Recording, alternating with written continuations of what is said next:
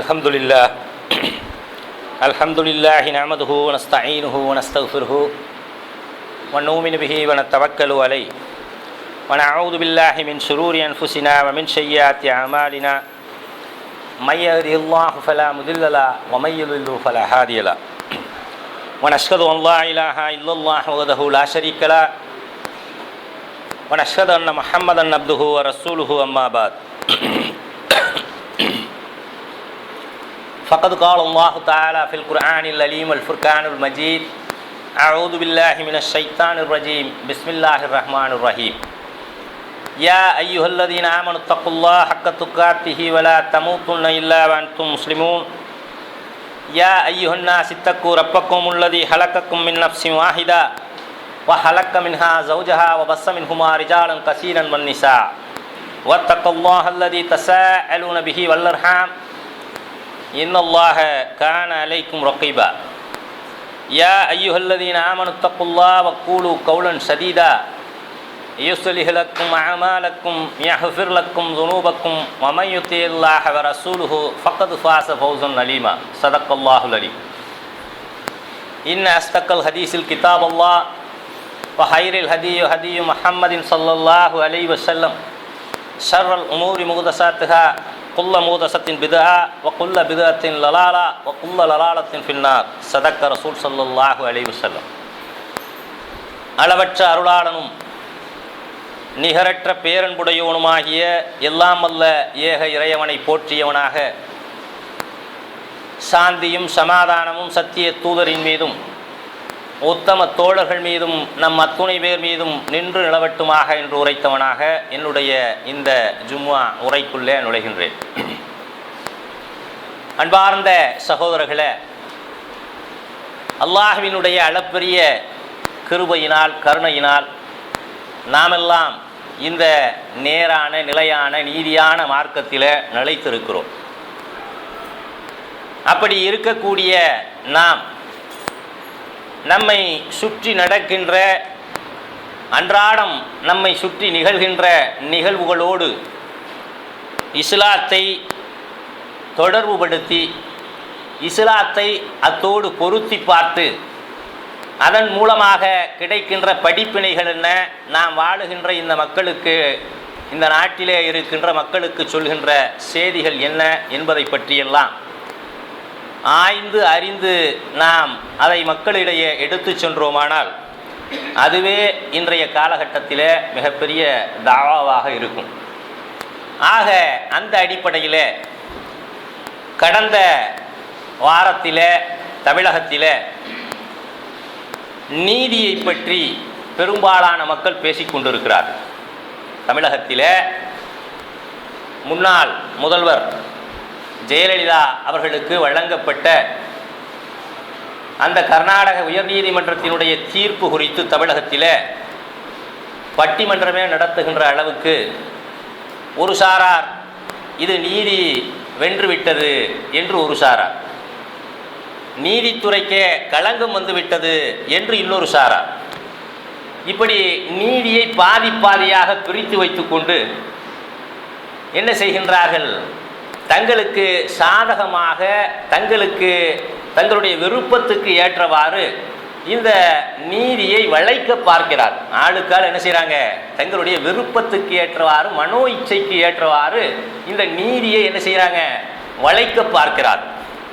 அதனால தான் என்னண்டாங்க, அந்த தீர்ப்பு வந்தபோது ஆதரித்தவர்கள் இந்த தீர்ப்பு வந்தபோது எதிர்க்கிறார்கள், அந்த தீர்ப்பு வந்தபோது எதிர்த்தவர்கள் இந்த தீர்ப்பு வந்தபோது ஆதரிக்கிறார்கள். அப்போ யார் இதை சரியாக சொல்ல முடியும்? நீதியை யார் இந்த உலகத்துக்கு கற்றுக்கொடுத்தார்களோ, நீதியை யார் இந்த உலகத்திலே நடைமுறைப்படுத்தினார்களோ, ஆட்சி அதிகாரத்தை கொண்டு நீதி நிர்வாகங்களை எல்லாம் செம்மையாக நடைமுறைப்படுத்திய ஒரு சமுதாயம் உண்டென்று சொன்னால் அது இஸ்லாமிய சமுதாயம்தான். அப்போ இதிலே நம்முடைய பார்வை எப்படி இருக்க வேண்டும் என்பதை நாம் முதலில் விளங்கிக் கொள்ள வேண்டும். நீதிக்கு உதாரணமாக தமிழகத்திலே என்ன சொல்லுவாங்க, தமிழகத்திலே இரண்டு உதாரணங்கள் சொல்வார்கள். நீதிக்கு உதாரணமாக இந்த நீதியை கட்டி காப்பதிலே இதுதான் அளவுகோல், நீதிக்கான அளவுகோல் என்னது இதுதான் என்று சொல்லி இரண்டு சம்பவங்களை சொல்வார்கள். என்ன சொல்வார்கள்?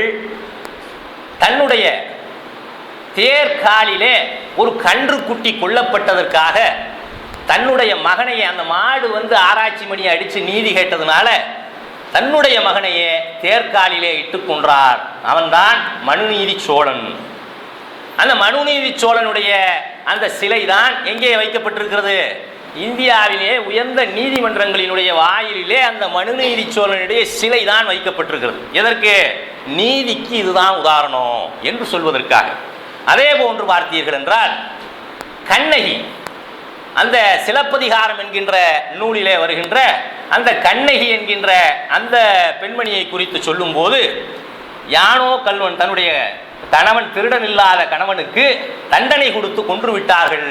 கொன்றுவிட்ட காரணத்தினால் ஞானோ கல்வன் என்று அந்த நீதி வழங்கிய அந்த நெடுஞ்செழிய மன்னனே கீழே விழுந்து கண்ணகியினுடைய காற்சிலம்புக்கு மேலே பட்டு கீழே விழுந்து இறந்து போனார். அதற்கு பிறகு கண்ணகி மதுரையையே எரித்தாள். இதுதான் இங்கே சொல்கின்ற, இந்த நாம் வாழுகின்ற இந்த தேசத்திலே சொல்கின்ற நீதிக்கான அளவுகோல், நீதிக்கான எடுத்துக்காட்டு, நீதிக்கான வரலாறு. இதை கொண்டுதான் என்னங்கிறாங்க, நீதினா இப்படித்தான் இருக்கணும் என்று சொல்வதை நாம் பார்க்கின்றோம். உண்மையிலேயே இது ரெண்டு நீதி தானா? உதாரணம் சொல்லக்கூடிய அளவுக்கு மிகப்பெரிய நீதியா? இல்லை. ஏனென்று சொன்னால் மனு தர்மத்தின் அடிப்படையிலே ஒரு உயிருக்காக, ஒரு பசுவுக்காக ஒரு மனிதனையே கொல்லலாம் என்பதுதான் மனுநீதி. ஒரு மாட்டுக்காக என்ன செய்யலாம்? மனுஷனை கொள்ளலாம் அப்படிங்கிறது தான் இந்த மனுநீதியினுடைய அடிப்படை. ஏன்? மனிதனை விட மாடு மிகப்பெரிய விஷயம் என்று சொல்கின்ற அந்த சிந்தனையிலே உள்ள ஆட்சி தான் இன்றைக்கு இருக்கிறது. அதனால தான் 20 பேரை சுட்டுக் கொள்றான். அதுக்கு நாயை சுடுற மாதிரி கொண்டு போய் சுடுறான்.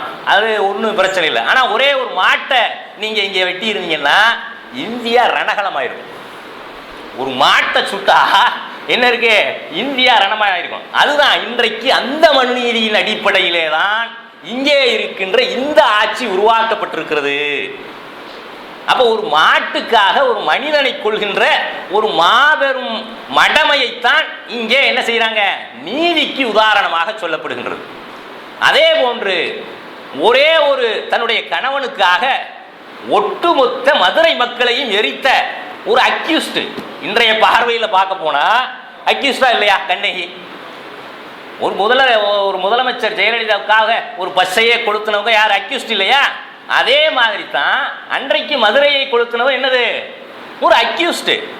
அதன் அடிப்படையிலே தான் இன்றைக்கு வரைக்கும் பஸ்ஸுகள்லாம் கொளுத்தப்படுது. யாராவது செத்து போயிட்டா என்ன செய்யலாம்? ஊரை கொளுத்தலாம். யாராவது செத்து போயிட்டா அவங்களுக்காக என்ன செய்யலாம்?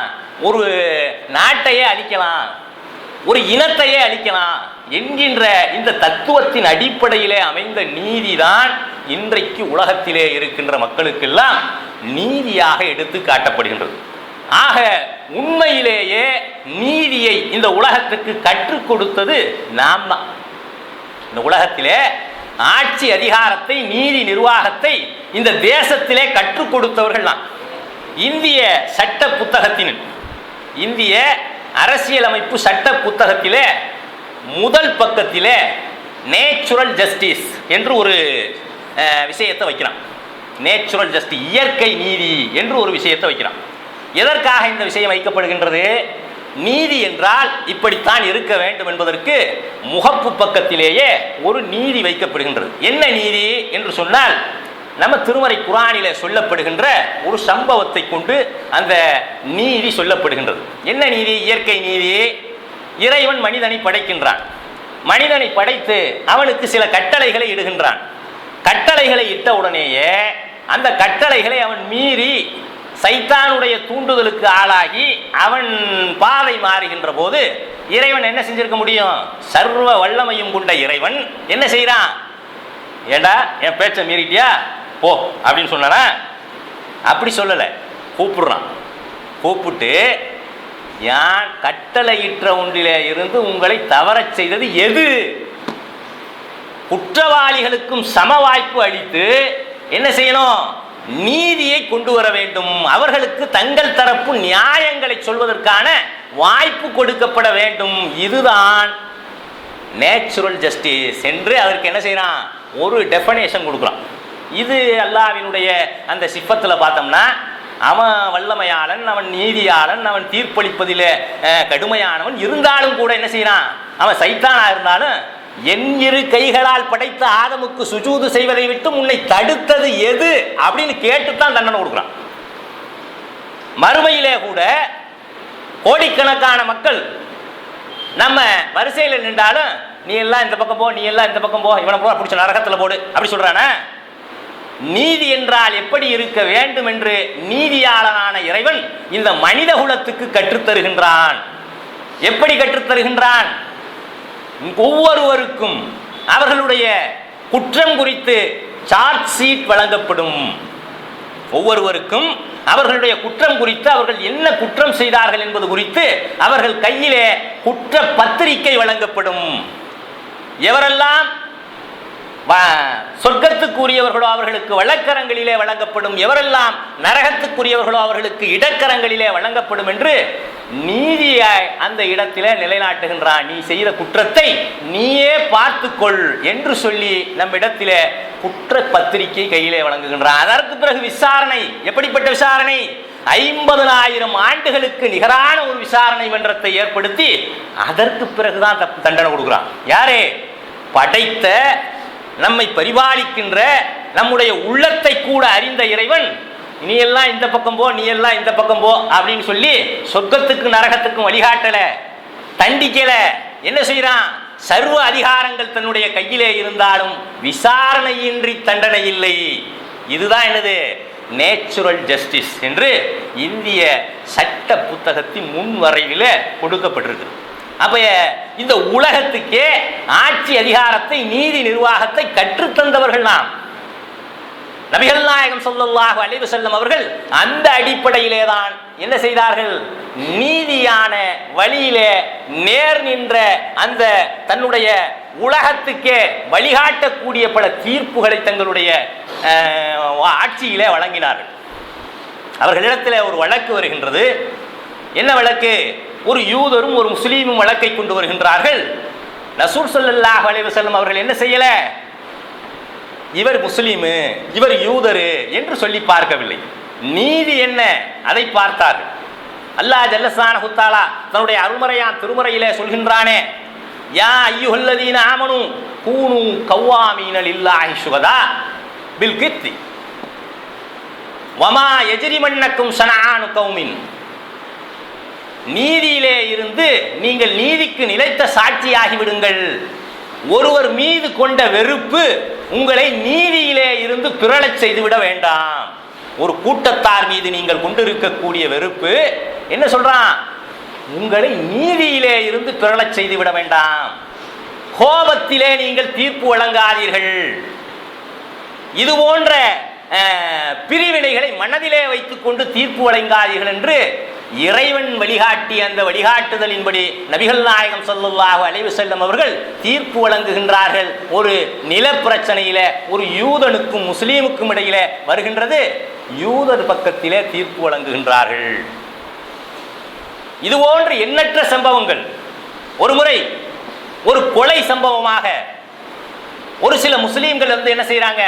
இந்த யூதர்கள் தான் கொண்டிருப்பார்கள், இந்த யூதர்கள் தான் கொண்டிருப்பார்கள், நீங்கள் அவர்களுக்கு தண்டனை வழங்க வேண்டும், அவர்களிடத்திலே இருந்து எங்களுக்கு ஈட்டு தொகை பெற்று தர வேண்டும் என்று நபிகள் நாயகம் ஸல்லல்லாஹு அலைஹி வஸல்லம் அவர்களிடத்திலே வந்து சொல்கின்றார்கள். நபிகள் நாயகம் ஸல்லல்லாஹு அலைஹி வஸல்லம் கேட்கிறார்கள், சாட்சி இருக்கிறதா? நீ குற்றம் சுமத்துகின்றாயே, சாட்சி இருக்கிறதா என்று கேட்கிறார்கள். சாட்சி இல்லை, சாட்சி என்னிடத்திலே இல்லை, ஆனால் இவர்கள் தான் கொண்டிருப்பார்கள் என்று என்னால் உறுதியால் சொல்ல முடியும். அல்லாஹ்வின் மீது ஆணையிட்டு அதை சொல்ல முடியுமா கேட்கிறார்கள் ரசூல் ஸல்லல்லாஹு அலைஹி வஸல்லம். அல்லாஹ்வின் மீது ஆணையிட்டு சொல்ல முடியுமா? சொல்ல முடியாது. என்னால் அல்லாஹ்வின் மீது ஆணையிட்டு சொல்ல முடியாது. அப்படி என்றால் நான் அந்த யூதனிடம் அல்லாஹ்வின் மீது ஆணையிட்டு சொல்வேன். அவன் சொன்னால் அவன் பக்கம்தான் நான் தீர்ப்பு வழங்குவேன். ரசூல் ஸல்லல்லாஹு அலைஹி வஸல்லம் சொல்றாங்க. யா ரசூலல்லாஹ், அவன் யூதன், அல்லாஹ் மேல நம்பிக்கை இல்லாதவன், அவன் அல்லாஹ் மேல தாராளமா சத்தியம் செய்வானே என்று சொல்லி கேட்கும் போது ரசூல் ஸல்லல்லாஹு அலைஹி வஸல்லம் சொல்றாங்க, நான் என்ன செய்ய முடியும்? என் முன்னாலே இருக்கின்ற விஷயங்களை வைத்துத்தான், சாட்சி ஆதாரங்களின் அடிப்படையிலே தான் நான் தீர்ப்பு சொல்ல முடியுமே தவிர என்ன செய்ய முடியாது. நீ முஸ்லீமு, அவர் யூதன் அப்படிங்கிறதுக்காக நான் பார்க்க முடியாது. ஒன்னு அல்லாஹ் மேல சத்தியம் செய்ய சொல்றேன், நீ மறுக்கிற அதே சத்தியத்தை அவர் செய்தால் நான் அவரிடத்திலே தான் தீர்ப்பு வழங்குவேன். எப்படிப்பட்ட நியாயம் நிலைநாட்டப்படுகிறது என்று பாருங்கள். இனத்தின் அடிப்படையில், இனவாதத்தின் அடிப்படையில் இன்றைக்கு தீர்ப்புகள் கேட்கப்படுகின்றது. எப்படி கேட்கப்படுகின்றது? 7 தமிழர்கள், தமிழன் என்பதனால் அவன் செய்த குற்றங்களை எல்லாம் பின்னுக்கு தள்ளிவிட்டு தமிழர்களுக்கு விடுதலை வேண்டும். 3 தமிழர்கள் தூக்கிலே சொல்கின்றோம் இன்றைக்கு. அப்ப இனவாதத்தின் அடிப்படையிலே இன்றைக்கு நியாயங்கள், தீர்ப்புகள் கேட்கப்படுகின்றன. ஆனால் நபிகள் நாயகம் ஸல்லல்லாஹு அலைஹி வஸல்லம் இப்படிப்பட்ட தீர்ப்புகளை சொன்னார்கள். நரக நெருப்பின் கங்கு. ரசூல் ஸல்லல்லாஹு அலைஹி வஸல்லம் சொல்றாங்க, என்னிடத்திலே நீங்க என்ன செய்றீங்க? ஒரு வழக்கை கொண்டு வருகின்றீர்கள். ஒரு வழக்கை கொண்டு வந்தால் எனக்கு முன்னாலே இருக்கிற சாட்சி ஆதாரங்களின் அடிப்படையிலே தான் நான் தீர்ப்பு வழங்க முடியுமே தவிர என்ன செய்ய முடியாது. நான் நீங்கள் விரும்புகின்ற தீர்ப்பை கொடுக்க முடியாது. வாதாடுகின்றவர் தன்னுடைய வாத திறமையை கொண்டு என்னிடத்திலே தீர்ப்பை வாங்கி சென்று விடலாம். வாதாடுகின்றவர் தன்னுடைய வாத திறமையை கொண்டோ அல்லது அரசியல் அதிகாரங்களை கொண்டோ அல்லது ஆட்சி அதிகாரத்தை கொண்டோ அல்லது நீதியை நிதியால் வளைக்கின்ற இன்றைக்கு இருக்கின்ற இந்த மோசமான நிலை போன்றோ இருக்கலாம். ஆனால் என்ன செய்ய முடியாது? அவர்கள் வாங்கி செல்வது தீர்ப்பல்ல, நரக நெருப்பின் கங்கு. ரசூல் ஸல்லல்லாஹு அலைஹி வஸல்லம் சொல்றார். அப்ப நீதியை, நேர்மையை இந்த உலகத்திற்கு கற்றுத்தந்தவர்கள் முஸ்லீம்கள். அப்ப அந்த அடிப்படையில் இன்றைக்கு இந்த தீர்ப்பை நடுநிலை கண்ணோடு நாம் என்ன செய்யணும்? விமர்சிக்க வேண்டுமே தவிர நாம இந்த தலைவர் எனக்கு ரொம்ப பிடிக்கும், இந்த தலைவர் எது செஞ்சாலும் என்னது நான் ஆதரிப்பேன், ஏன்னா அந்த தலைவரை எனக்கு பிடிக்காது என்கின்ற அடிப்படையிலே தான் இங்கே தீர்ப்புகள், நீதிகள் அனைத்தும் பார்க்கப்படுகின்றனவே தவிர என்ன செய்யப்படுறதில்ல. இறை நீதி என்ன இதிலே? இஸ்லாம் வகுத்து தந்த நீதி என்ன இதிலே? இஸ்லாம் வகுத்து தந்த நீதி என்ன? நபிகள் நாயகம் ஸல்லல்லாஹு அலைஹி வஸல்லம் அவர்கள் எப்படிப்பட்ட நீதியை இந்த உலகத்திற்கு கற்றுத்தந்தார்கள்? ஒரு முறை மஹ்சூமி குலத்தைச் சேர்ந்த நம் அனைவருக்கும் தெரிந்த சம்பவம் தான். மஹ்சூமி குலத்தைச் சேர்ந்த ஃபாத்திமா என்கின்ற பெண் திருடி விடுகின்றார். திருடிவிட்ட உடனேயே அது திருட்டுக்கு கைவெட்டு என்கின்ற இறை சட்டத்தை நிறைவேற்ற வேண்டும் என்கின்ற நிலையிலே நபிகள் நாயகம் ஸல்லல்லாஹு அலைஹி வஸல்லம் அவர்கள் இருக்கிறார்கள். இது அன்றைக்கு இருக்கின்ற அந்த சஹாபாக்கள் மத்தியிலே மஹ்சூமி குலம் மிகப்பெரிய குலம், அவங்க மேல கை வச்சா அது எத்தகைய அரசியல் விளைவுகளை ஏற்படுத்தும் என்று சிலர் என்ன செய்யறாங்க? நபிகள் நாயகம் ஸல்லல்லாஹு அலைஹி வஸல்லம் அவர்களிடத்திலே வருகிறார். இன்றைக்கு சொல்றாங்கல்ல, அது இங்கே கை வச்சா அங்கே வந்து வெடிக்கும், இங்கே வெடிக்கும், மேல் சபையில் வெடிக்கும், மேல் சபையில் மெஜாரிட்டி, இது இப்படி எல்லாம் பார்க்கப்படுகின்ற இன்றைய தீர்ப்புகளுக்கு மத்தியிலே இது போன்றே நபிகள் நாயகம் ஸல்லல்லாஹு அலைஹி வஸல்லம் அவர்களிடத்திலே என்ன செய்கிறாங்க? சிலர் சொல்கின்றார்கள். என்ன சொல்றாங்க? நேரடியாக சொல்ல முடியவில்லை. ரசூல் ஸல்லல்லாஹு அலைஹி வஸல்லம் நீதியை நிலைநாட்டுவதில் எப்படிப்பட்டவர்களாக இருப்பார் என்பது தெரிந்ததாலே நான் போக மாட்டேன், நீ போக மாட்டேன் அப்படின்னு சொல்லிட்டு உசாமாவை அனுப்புவோம். நபிகளாரின் பிரியத்துக்குரிய வளர்ப்பு மகன் ஜைதுடைய மகன் உசாமா அவர்களை நாம் அனுப்புவோம். அவர் போய் என்ன செய்யட்டும்? நபிகள் நாயகம் ஸல்லல்லாஹு அலைஹி வஸல்லம் அவர்களிடத்திலே இந்த பெண்ணுக்கு கொஞ்சம் தண்டனையை குறைங்க, கைவெட்டு வேணாம் என்று சொல்லி பேசட்டும் என்று சொல்லி அனுப்பி வைக்கிறார். அவரும் போய் பேசுகின்றார். நபிகள் நாயகம் ஸல்லல்லாஹு அலைஹி வஸல்லம் அவர்கள் அப்படியே முகம் சிவந்து விடுகின்றது. சில ரொம்ப அவங்க கோவப்பட்டாங்கன்னா எப்படி இருக்குமா? ரசூல் ஸல்லல்லாஹு அலைஹி வஸல்லம் அவருடைய முகம் சிவந்து ரோஜா கலர்ல ஆயிரும் அப்படின்னு சொல்லிட்டு சொல்ற அந்த மாதிரி என்ன செய்யறாங்க? ரசூல் ஸல்லல்லாஹு அலைஹி வஸல்லம் கோபமுற்று, உசாமாவே, அல்லாஹ்வின் சட்டத்திலா என்னிடத்திலே விதிவிலக்கு கோருகின்றாய்? யார் வச்ச சட்டம்? 50 ஆண்டுகளுக்கு முன்னாலே அரசியல் நிர்ணய சபையிலே அம்பேத்கர் உள்ளிட்ட மிகப்பெரிய மேதைகள் உருவாக்கிய சட்டம் 100க்கும் மேற்பட்ட முறை திருத்தப்பட்டிருக்கிறதே, அப்படிப்பட்ட சட்டமா? அல்லாஹ்வினுடைய சட்டம். அல்லாஹ்வினுடைய சட்டத்திலே நீ வந்து விளக்கு கேட்கிறாயா? உங்களுக்கு முன் சென்ற சமுதாயங்கள் அழிந்ததெல்லாம் இப்படித்தான். தங்களிலே உயர்ந்த குலத்தை சேர்ந்தவர்கள் தவறு செய்தால் அவர்கள் என்ன செஞ்சிருவாங்க? விட்டு விடுவார்கள். தங்களிலே ஒரு தாழ்ந்தவன் தவறு செய்தால் அவனை பிடிச்சி என்னங்கிறது? தண்டிக்கிறது. இதுதான் என்னது? உங்களுக்கு முன் சென்ற சமுதாயத்தினர் அவங்க அழிக்கப்பட்டது, இறை முனிவு கொண்டு, இறை கோபம் கொண்டு அழிக்கப்பட்டதெல்லாம் இந்த நீதி விஷயத்திலே தான் என்று சொல்லி நபிகள் நாயகம் ஸல்லல்லாஹு அலைஹி வஸல்லம் கண்டிக்கிறார். எப்படிப்பட்ட நீதி இந்த உலகத்தில்? சாதாரண நீதியா? இன்றைக்கு என்ன செய்கிறாங்க? அவர் எவ்வளவு பெரிய முதலமைச்சர், அவர் எவ்வளவு பெரிய தலைவர், அவருடைய மகள் எவ்வளவு பெரிய நபிகள் நாயகம் ஸல்லல்லாஹு அலைஹி வஸல்லம் என் மகள் ஃபாத்திமாவே ஆனாலும் கைவெட்டு தண்டனை கைவைட்டு தான் சொன்னார். சாமாவே மகுசூமி குலத்தை சேர்ந்த ஃபாத்திமா அல்ல, என் மகள் ஃபாத்திமா திருடினாலும் கைவிட்டு தான். அப்படிப்பட்ட நீதியாளர் நபிகள் நாயகம் ஸல்லல்லாஹு அலைஹி வஸல்லம் அவர்களுடைய அந்த வழிமுறைகளை கொண்டு இன்றைக்கு இந்த தீர்ப்புகளை நாம் பார்க்க வேண்டியிருக்கு.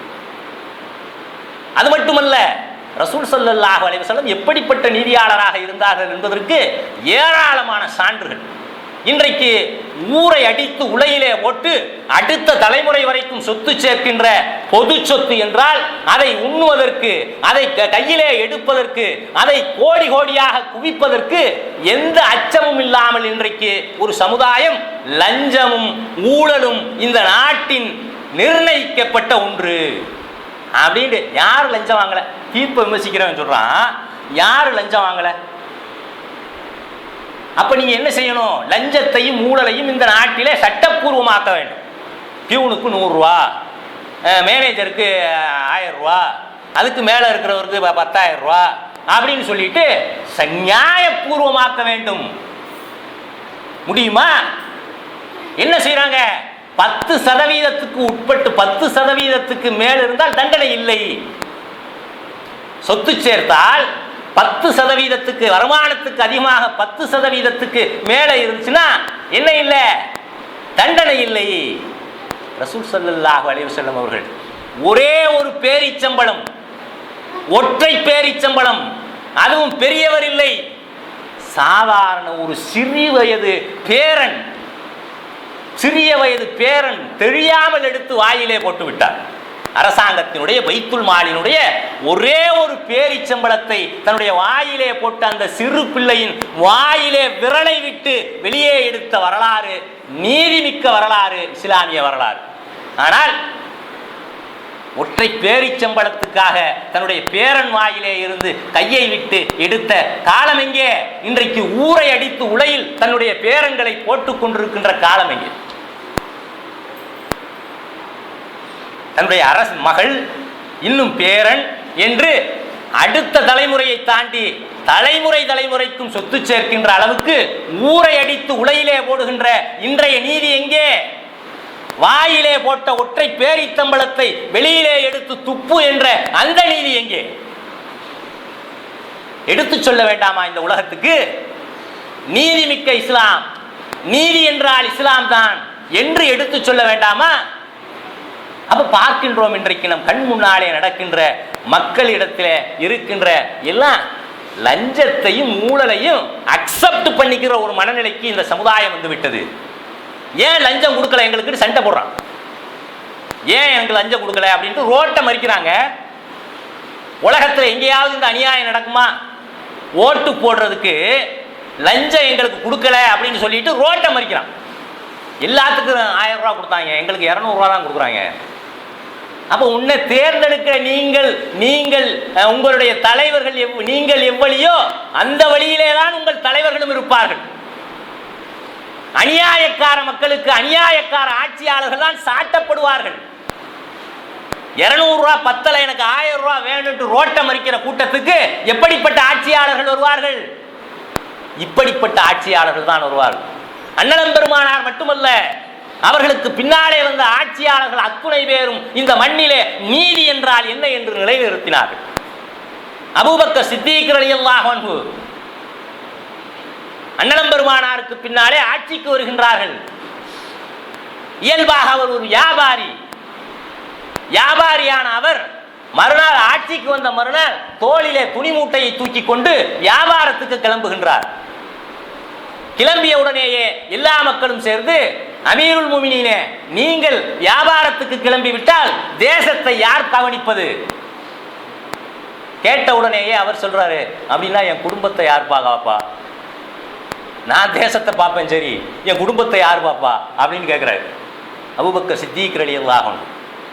அன்றைக்கு தான் என்ன செய்யப்படுது, சஹாபாக்களால் கூடி ஆட்சி பணியில் இருக்கிறவருக்கு நம்ம ஒரு சம்பளம் கொடுப்போம், நாம் ஒரு சம்பளத்தை நிர்ணயித்து கொடுப்போம், ஊதியத்தை கொடுப்போம் என்று அவருக்கு ஊதியம் வழங்கப்படுகின்றது. இந்த வழங்கப்பட்ட இந்த ஊதியம் எப்படிப்பட்ட ஊதியமாக இருந்தது? அவருடைய அன்றாட தேவைகளுக்கு மட்டுமே இருந்தது. அதை நாம் பார்க்கணும். அவருடைய மனைவி வந்து கேட்கின்றார்கள், நான் ஒரு தேன் பாட்டில் எனக்கு ஒரு தேன் பாட்டில் வேணும் அப்படின்னு சொல்லி கேட்குறாங்க. கேட்ட உடனே அபூபக்கர் சித்தீக் ரலியல்லாஹு அன்ஹு சொல்கிறாங்க, அதுக்கெல்லாம் நம்ம சம்பளத்தில் இடம் கொடுக்காதுமா அப்படின்னு சொல்கிறாங்க. அதுக்கெல்லாம் நம்ம சம்பளம் இடம் கொடுக்காது. சொன்ன உடனேயே அவங்க என்ன செய்கிறாங்க, நம்ம வீட்டில் உள்ள பொம்பளை மாதிரி நீங்கள் ஒன்றும் காசு தருவேனா, நான் கொஞ்சம் கொஞ்சமாக சேர்த்து வச்சுருக்கேன், நீங்கள் கொடுத்த காசில் கொஞ்சம் கொஞ்சமாக சேர்த்து வச்சுருக்கேன், நான் வாங்கிக்கிறேன் அப்படின்னு சொல்கிறாங்க. நான் வாங்கிக்கிறேன் உடனே அபூபக்கர் சித்தீக் ரலியல்லாஹு அன்ஹுவுக்கு கோபம் வந்தது. எப்படி வந்துச்சு உனக்கு இந்த காசு? இல்லை, நீங்கள் கொடுத்த காசில் தான் கொஞ்சம் கொஞ்சம் சேர்த்து வச்சோம். உடனே கூப்பிடுறாங்க களஞ்சி அதிகாரியை, கருவூல அதிகாரியை கூப்பிடுகின்றார்கள். எனக்கு வழங்கப்படுகின்ற சம்பளம், ஊதியம் இஸ்லாமிய அரசுக்கு கட்டி காப்பதற்கான என்னுடைய ஊதியம் என்னுடைய அத்தியாவசிய செலவுகளுக்கானது, இது போன்ற ஆடம்பர செலவுகளுக்கானது அல்ல சொல்லிட்டு சொல்றாங்க. என்னுடைய அடுத்த மாத சம்பளத்தில் இந்த தேன் பாட்டில் தொகை என்ன செய்யணும், கழித்து கொண்டுதான் திரும்ப வர வேண்டும். எப்படிப்பட்ட நீதி? அரசாங்கத்திலே இருந்து ஒரு சொத்தை வாங்கிவிட்டு, அரசாங்கத்து நடைமுறை வந்து சொத்தை வாங்கக்கூடாது, முதல்வர் பதவியில் இருக்கிறவங்க சொத்தை வாங்கக்கூடாது, அரசு அதிகாரிகள் அரசு சொத்தை வாங்கக்கூடாது என்கின்ற விதி இருக்கும் போதே என்ன செய்யறாங்க, வாங்கிட்டு அதுக்கப்புறமா திருப்பி கொடுத்துட்டா பிரச்சனை இல்லை என்கின்ற நிலை இருக்கிறது. ஆனால் ஒரே ஒரு தேன் பாட்டிலினுடைய தொகையை என்ன செய்யறாங்க, திருப்பி கொடுத்தால்தான் அடுத்த மாத சம்பளத்தை எனக்கு பிடிக்கணும். ஏன்? இது அனாவசிய செலவுங்கிறாரு. எது? ஒரு தேன் பாட்டில். கடந்த முறை பிரதிபா பாட்டில் ஆட்சியாளராக இருக்கும் போது அவர் வெளிநாடுகளுக்கு சென்று சுற்றுப்பயணம் செய்துவிட்ட சொந்த செலவு மட்டும் 200 கோடி. இன்றைக்கு ஊர் ஊராக சுத்தி கொண்டிருக்கிறாரே நம்முடைய பிரதமர், அவருடைய பயண செலவு மட்டும் 617 கோடி. ஊர் ஊரா போய் என்ன செய்யறாரு, செல்ஃபி எடுக்கிறாரு. ஊர் ஊரா போய் செல்ஃபி எடுக்கிறதுக்கு உலகத்துல ஊர்ல உள்ள மக்கள் காசையெல்லாம் போட்டு ஊர் ஊரா போய் செல்ஃபி எடுக்கிறதுக்கு யாரு காசு? மக்கள் வரிப்பணத்தை பாலடித்துக் கொண்டிருக்கிறார்கள். அப்ப அபூபக்கர் சித்தீக் ரலியல்லாஹு அன்ஹு அவர்களுடைய தேன் பாட்டிலோடு இந்த சம்பவங்களை எல்லாம் ஒப்பிட்டு பார்க்க வேண்டாமா? நீதிக்கு ஒரு அபூபக்கர், நீதிக்கு ஒரு உமர் என்று ரலியல்லாஹு அன்ஹு மக்களுக்கு எடுத்து சொல்ல வேண்டாமா? எப்படிப்பட்ட நீதியை வழங்கி இருக்கிறார்கள் உமர் ரலியல்லாஹு அன்ஹு. அவர்களுடைய ஆட்சி காலம் நீதிக்கு ஒரு உமர் என்று உலக வரலாற்றிலே பறைசாற்றப்படுகின்ற அளவுக்கு நீதியாளராக உமர் ரலியல்லாஹு அன்ஹு அவர்கள் இருந்தார். எப்படிப்பட்ட நீதியாளர்? நள்ளிரவிலே ஊர்வலம் ஊரை சுற்றி வலம் வருகின்றார்கள். தன்னுடைய ஆட்சி அதிகாரத்துக்கு கீழே இருக்கின்ற குடிமக்களுக்கு ஏதேனும் குறை இருக்கிறதா என்று சொல்லி ஊரை சுற்றி வருகின்ற போது ஒரு பெண்மணி தன்னுடைய 2 குழந்தைகளை வைத்துக் கொண்டு மிகவும் ஒரு துயரமான சூழலிலே இருக்கின்றார். அந்த குழந்தைகள் 2 அழுது கொண்டு இருக்கின்றன. உமர் ரலியல்லாஹு அன்ஹு கேட்கிறாங்க, ஏன் இந்த குழந்தைக்கு உணவு கொடுக்கவில்லையா? ஏன் வந்து அழுது கொண்டே இருக்கின்றன?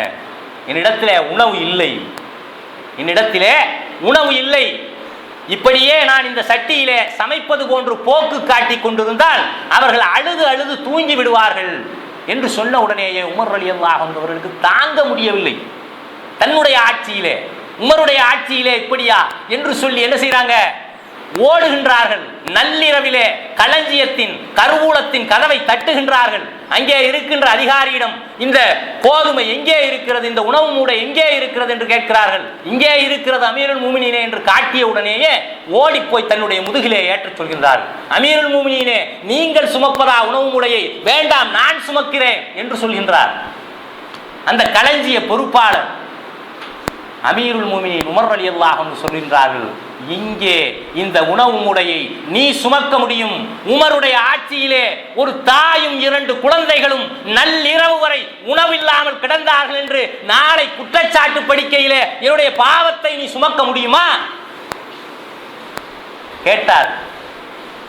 பொறுப்பாளர்கள், ஆட்சியாளர்கள் என்றால் இப்படித்தான் இருக்க வேண்டும் என்று இந்த உலகத்துக்கு வரைமுறை சொன்ன இஸ்லாத்திலே இருக்கிற நீதி இப்படித்தான் இருக்கணும். சாமானிய ஒரு குழந்தையினுடைய நீதி கூட பறிக்கப்பட்டு விடக் கூடாது என்று சொல்லி உமர் ரலியல்லாஹு அன்ஹு இருந்தார். அதான் நீதிக்கு ஒரு உமர். இன்றைக்கு அரசு குடோன்களிலே கோடிக்கணக்கான தானியங்கள் வீணாகி கொண்டிருக்கிறது. மச்சு போய் கடல்ல கொண்டு போய் கொட்டுறதுக்கு கடந்த ஆண்டு 134 கோடி. ஒரு பக்கம் ஒரிசாவிலும் விதர்பாவிலும் உணவில்லாமல் பட்டினியால் செத்துக் கொண்டிருக்கின்ற போது இன்னொரு பக்கத்திலே உணவை கொண்டு போய் கடலிலே கொட்டியதற்கு கணக்கு எழுதி வைத்திருக்கிறார்கள் 134 கோடி. சுப்ரீம் கோர்ட் தலையிட்டு கேட்கிறது, ஏன் இந்த உணவை ஏழைகளுக்கு வழங்கக்கூடாது என்று கேட்டபோது எங்களுடைய உணவு கொள்கையிலே நீதிமன்றம் தலையிடக்கூடாது, இந்த அரசு தாக்கல் பண்ண மனு. இதுதான் உணவு கொள்கையா? அப்ப இதை உலகத்துக்கு எடுத்து சொல்ல வேண்டாமா? எப்படிப்பட்ட நீதிமிக்க நெறிமிக்க ஆட்சியாளர்களை நாம் கொண்டிருக்கிறோம். இந்த உலகத்திலே நீதி என்றால் நாம் தான் என்று எடுத்து சொல்ல வேண்டாமா? உமர் ரலியல்லாஹு அன்ஹு அவருடைய ஆட்சி காலம், அவருக்கும் இன்னொரு தோழருக்கும் இடையே ஒரு நீதி பரிபாலன பிரச்சனை, ஒரு இடம் சம்பந்தமான பிரச்சனை. இருவருடைய வழக்கும் எங்கே போகின்றது? ஒரு ஏழை நபி தோழரிடத்திலே செல்கின்றது. அபு மூசா அல் அஷ்அரி ரலியல்லாஹு அன்ஹு அவர்களிடத்திலே செல்கின்றது. அவர்களுடைய குடிசைக்கு இவர்கள் இருவரும் செல்கின்றார்கள். யார்? ஆட்சியாளரும் காலியாக நியமிக்கப்பட்டிருக்கிற அந்த ஏழை மனிதரிடத்திலே, ஏழை சஹாபியிடத்திலே வழக்கு தொடுத்த உமர் ரலியல்லாஹு அன்ஹு மேலே வழக்கு தொடுத்தவரும் ஒன்றாக செல்கின்றார்கள். அவர் தன்னுடைய கம்பளத்தை, இருந்த கம்பளத்தை எடுத்து உமர் ரலியல்லாஹு அன்ஹுக்கு உட்காருங்கள் என்கின்றார். உடனே உமர் ரலியல்லாஹு அன்ஹு சொன்னார்கள், நீங்கள் என்னை அமீருல் முஃமினீனாக பார்க்கின்றீர்கள், உங்களிடத்திலே இருந்து நீதி, சரியான நீதி வர முடியாது என்று சொல்லி எழுந்துறாங்க. எப்படிப்பட்ட நீதி, எப்படிப்பட்ட நீதியாளர்கள்! உமர் ரலியல்லாஹு அன்ஹு அவர்களுடைய ஒரு நாள் கடைத்தெருவிலே வலம் வந்து கொண்டிருக்கிறார்கள்.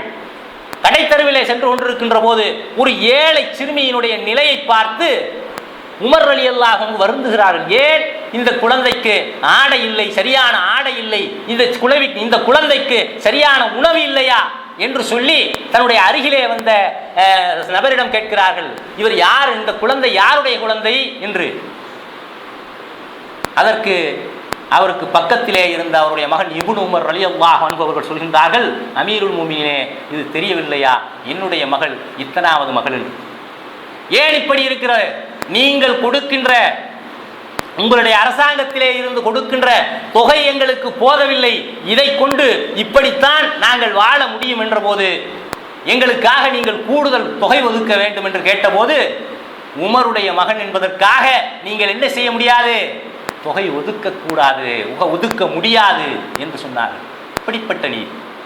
இன்றைக்கு அரசு வளங்களை எல்லாம் தங்களுடைய ஊர்வாயை அடித்து உலையிலே போடுகின்ற ஒரு நிலையைத்தான் அரசியல் என்று பண்ணி கொண்டிருக்கிறார்கள். ஆனால் நீதிமிக்க நெறிமிக்க நிர்வாகத்தை இந்த உலகத்திலே கற்றுத்தந்தவர்கள் நான். உமர் ரலியல்லாஹு, எப்படிப்பட்ட நீதி!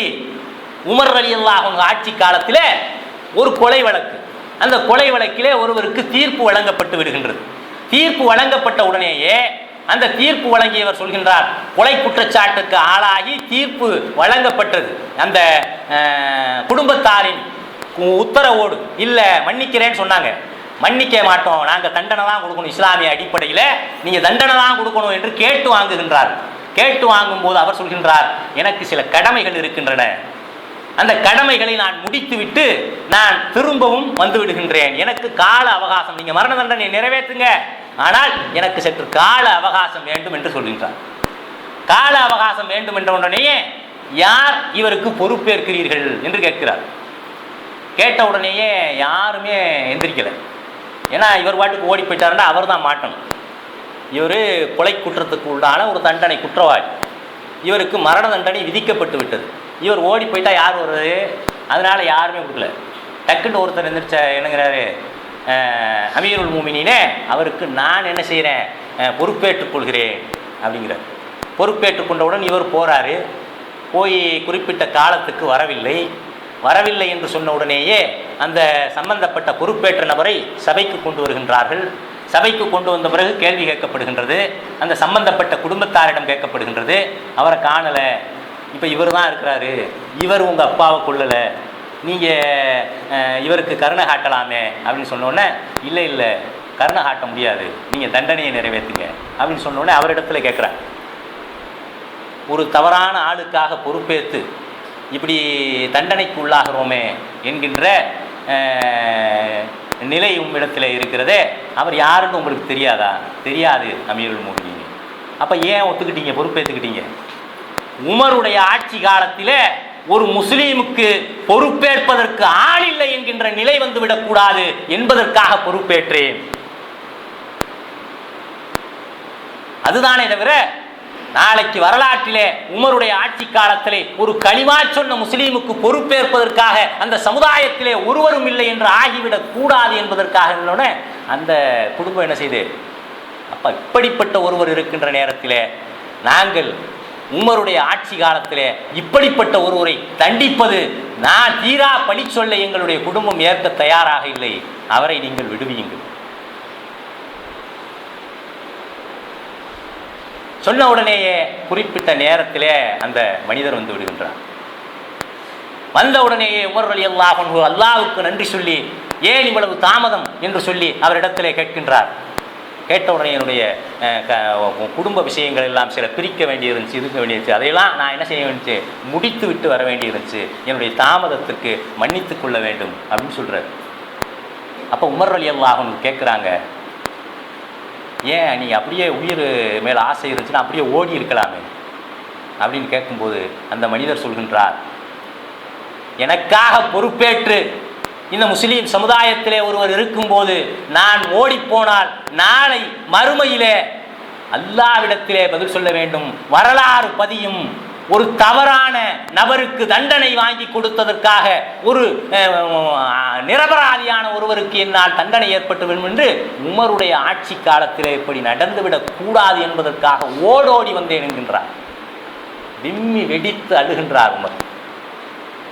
அப்ப நீதியான தலைவர்களுக்கு நீதியான மக்கள் கிடைக்கிறார்கள். ஒவ்வொருவரும் அப்படித்தான் இருந்தாங்க. எல்லாத்துலையும் நீதி. மரண படுக்கையிலே கிடக்கின்றார், அப்போது கூட நீதி. ஒருவனால் குத்தப்பட்டு மரணப்படுக்கையிலே கிடக்கின்றார். இன்றைக்கு ஒரு தலைவரை கொலை செய்துவிட்டு அவருடைய சமுதாயம் அந்த மண்ணிலே இருந்து விட முடியுமா? பத்தி எரியும். ஒரு சாதாரண மாவட்ட செயலாளர், வட்ட செயலாளர் பத்தி எரியுது. கொன்றவன் இன்ன இனத்தை சேர்ந்தவன். கேட்கிறாங்க உமர் அலி, அவங்களை பூரா மதீனாவை விட்டு வெளியேற்றி விடுகிறேன், சொல்லுங்க, இப்ப சொல்லுங்க, கத்தல் பண்ணிடுவோம். வேணாம். உமருடைய ஆட்சி காலத்திலே மக்கள் தவறான நிலையிலே கொல்லப்பட்டார்கள், முஸ்லிம் அல்லாதவர்கள் பாதிக்கப்பட்டார்கள் என்று வரலாறு பதிந்துவிடக் கூடாது. கொல்ல வேண்டாம். மரணிக்கின்ற நிலையிலே கூட நீதியை கைப்பற்றினார்கள், நீதியை கடைபிடித்து நடந்தார்கள். கேட்கிறாங்க, அமீருல் மூமினீனுக்கு இறந்து போயிடுவார்னு தெரியும், அமீருல் மூமினீனுக்கு அடக்குவதற்கு புதிதாக கபன் துணி வாங்க வேண்டும் என்று பக்கத்திலே பேசிக் கொண்டிருக்கிறார். உமருக்கு எதுக்கப்பா புதிய துணி? ஏதாவது பழைய ஆடை இருந்தால் போர்த்துங்கள். எங்களோடு வாழ்ந்து மரணித்த முஸ்அப் பின் உமைருக்கு காலிலே போர்த்துவதற்கு துணி இல்லை, இதுகிர் என்கின்ற புள்ளை போட்டு போர்த்தினோம். உமருக்கு எதுக்கப்பா புது துணி? கோடி கோடியாக கொள்ளையடித்து இன்றைக்கு ஊரை எல்லாம் கொள்ளையடித்து நகைகளாகவும் உடைகளாகவும் வைத்திருக்கின்ற மக்களுக்கு மத்தியிலே இந்த செய்திகளை எடுத்து சொல்ல வேண்டாமா? ஆக அன்பார்ந்த சகோதரர்களே, நீதி என்றால் இந்த உலகத்திற்கு கற்றுக் கொடுத்தது இஸ்லாம். நீதி என்றால் இப்படித்தான் இருக்க வேண்டும், ஆட்சி என்றால் அதிகாரம் என்றால் இப்படித்தான் இருக்க வேண்டும், 10% சம்பாதிச்சா தப்பு இல்லை என்று சொல்கின்ற நிலை ரசூல் ஸல்லல்லாஹு அலைஹி வஸல்லம் ஒருவர் தன்னிடத்திலே இந்த லஞ்சம் எங்கே இருந்து வருகிறதோ அந்த வாசலை அடைத்த வரலாறு நம்ம இடத்திலே உண்டு. வசூலிக்க செல்கின்ற, ஜக்காத்தை வசூலிக்க செல்கின்ற ஒருவர் என்ன செய்யறாரு, இது எனக்கு கொடுத்தது, இது ஜக்காத்துக்கு கொடுத்தது அப்படின்னு சொல்றாரு. சொன்ன போது ரசூல் ஸல்லல்லாஹு அலைஹி வஸல்லம் என்ன செஞ்சாங்க, அந்த வாசலை அடைச்சாங்க. அன்பளிப்பு என்கின்ற பெயரிலே தான் லஞ்சங்கள் உருவாகும் என்று அவனுக்கு இவனுக்கு என்ன தொடர்பு? எதுக்கு 10 கோடி அங்கிருந்து பேங்க்ல போடுறான்? யார் போட்டான்னு தெரியல, இருந்தாலும் நான் எங்க ஆடிட்டர்கிட்ட கேட்டேன், வர வச்சுக்கிட்ட சொல்லிட்டாரு அப்படின்னு சொல்ற நீதி இன்றைக்கு. அது பரவாயில்ல, நீங்க அதுக்கு டாக்ஸ் கட்டினா போதும் என்று சொல்ற நீதி இன்றைக்கு.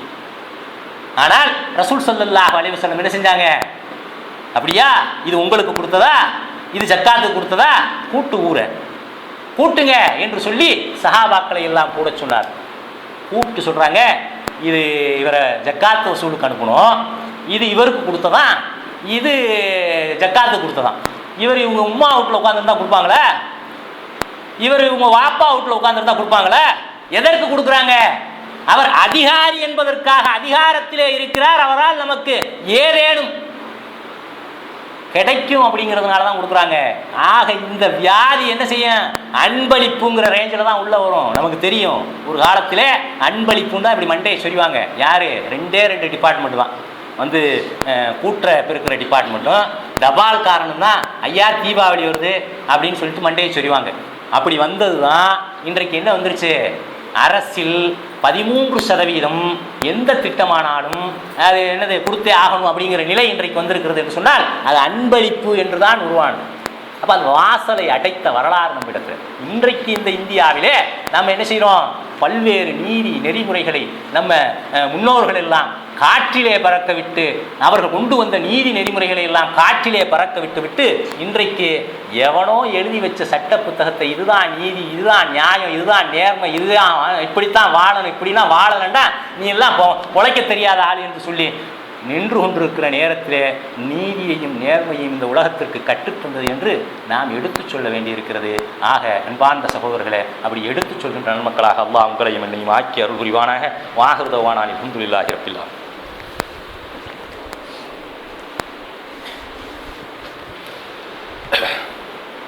நஹ்மதுஹு நுஸல்லி அலா ரசூலில் கரீம். அன்பார்ந்த சகோதரர்களே, ஆட்சி அதிகாரத்தில் நீதி நிர்வாகத்தில் இருப்பவர்கள் எப்படி இருக்க வேண்டும் என்பதற்கு இஸ்லாம் கற்றுத்தருகின்ற அந்த வரைமுறைகளை எல்லாம் நாம் முதலாவது உரையில் பார்த்தோம். இதை இந்த உலகத்துக்கு கற்றுக் கொடுத்ததே நாமங்கிறதுக்கு இன்றைக்கு இந்த சட்டத்துறையில் நீதித்துறையில் இருக்கின்ற வார்த்தைகளை நீங்கள் எடுத்து பார்த்தீங்கன்னா, அதுக்கு முன்னாடி எவனுக்கு இந்த உலகத்தில் நீதியையோ நியாயத்தையோ நேர்மையையோ சட்டத்தையோ வரையறுக்கின்ற ஒரு இதுவுங்களில் நம்ம தான் கற்றுக் கொடுத்துருக்குறோம் என்பதை இங்கே இருக்கின்ற நீதி பரிபாலனத்தில் இருக்கின்ற வார்த்தைகளை வைத்தே நீங்கள் என்ன செய்யலாம், பார்த்துக்கலாம். இப்போ சொல்கிறான், ஒரு புகார் கொடுக்கணும் அப்படின்னு சொல்கிறான். ஒரு சம்பவம் நடந்தால் புகார் கொடுக்கணும் அப்படின்னு சொல்கிறான். புகாருங்கிறது என்ன வார்த்தை? இங்கே இருக்கிற சமஸ்கிருதமா அரபியா தைதா என்னது?